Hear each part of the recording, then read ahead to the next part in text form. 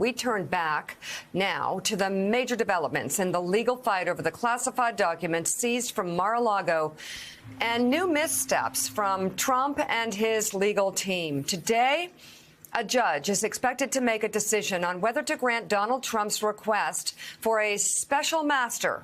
Overnight, Trump's legal team responded to the Department of Justice's latest filing on the classified documents seized during the FBI's search of Mar-a-Lago.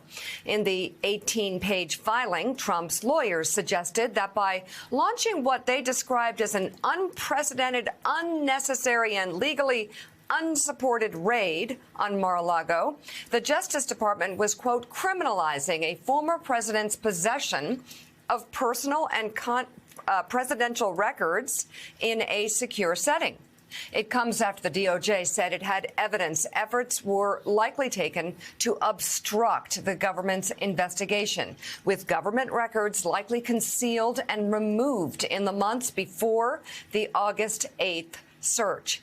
In last night's response, Trump's lawyers argued the Presidential Records Act has no enforcement mechanism, suggesting that the government had no basis to seize the files that Trump took to Mar-a-Lago and did not return even after repeated requests by the National Archives and a subpoena from the Justice Department. Trump's attorneys also argued privacy in response to the DOJ, adding, quote, it is the reasonable expectation of privacy in one's home that triggers the obvious standing of the homeowner to contest a search on those premises. Not if you have government top secret that is government. Let's bring in criminal defense attorney based in Miami, John Sale. He's a former Watergate prosecutor and state attorney for Palm Beach County, Florida. Dave Ehrenberg and Jonathan Lemire is still with us as well. Mr. Sale, thanks so much for being with us again. We always greatly appreciate it. Let me begin with you with this pleading where Trump's lawyers talk about a, quote, reasonable expectation of privacy in their own home. Does that hold any water whatsoever when top secret documents are involved in the search? No, of course not. Because here, a magistrate judge found probable cause that there's evidence of a crime. And in his second order, the magistrate judge says, hey, I thought then, and I re-examined it, and I think again now, that there's probable cause. So I disregard that argument. Can I take you back quickly to a Watergate experience, which I think is very relevant? Both the high point and the low point of Watergate, when I was a very young lawyer, was the Saturday Night Massacre, when then President Nixon thought he was above the law. And the key thing there was more than that they fired everybody and that FBI agents occupied our offices, but the president directed we could not go to court. And then there was such a public outcry that the president had to back down. Now, we've never been this divided since the Civil War, and I think presidents are different. And in U.S. versus Nixon, the Supreme Court cited Chief Justice Marshall, and they said, hey, a case involving a president is different than an ordinary citizen. So I think that we have to take seriously the request for a special master, which in most cases would not apply. And of course, most cases, if not all, took place in the case of a lawyer in a law office. Here, it's a former president. And there is no case law involving a former president because it's never happened with a former president. So I think a special master is something that Judge Cannon has to entertain. And I believe what Chief Justice Roberts said. There are no Obama judges, and there are no Biden judges and Trump judges. They're just judges. And I think that a federal district judge will apply the law and the facts, will disregard all the noise, the political rhetoric. And today's hearing, I think a special master is something that might be considered.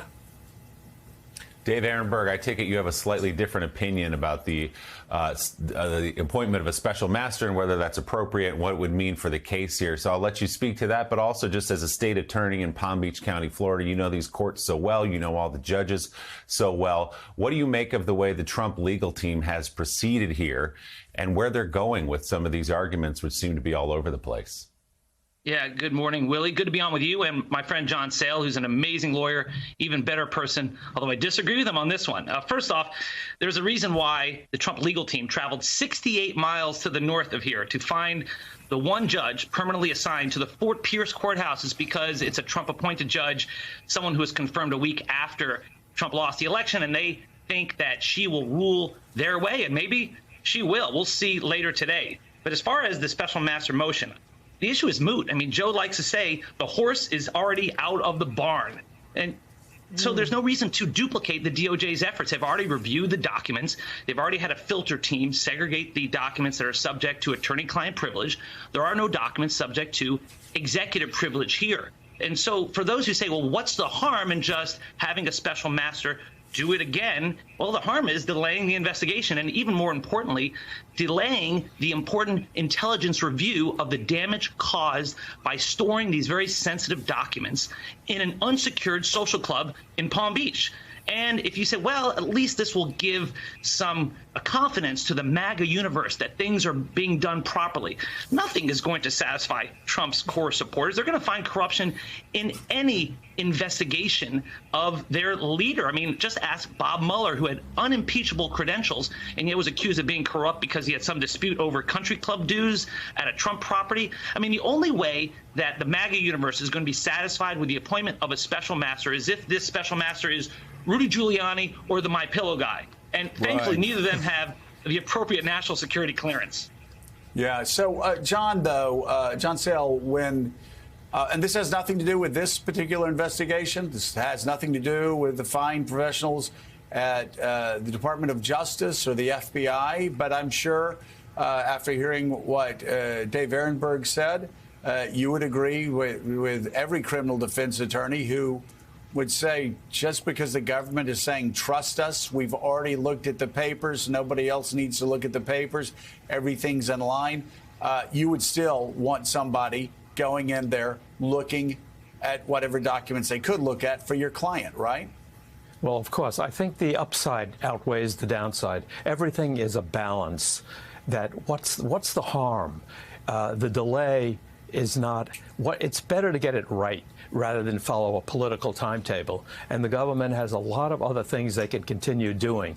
And let me say, no special master or judge is going to order return of these documents to former President Trump.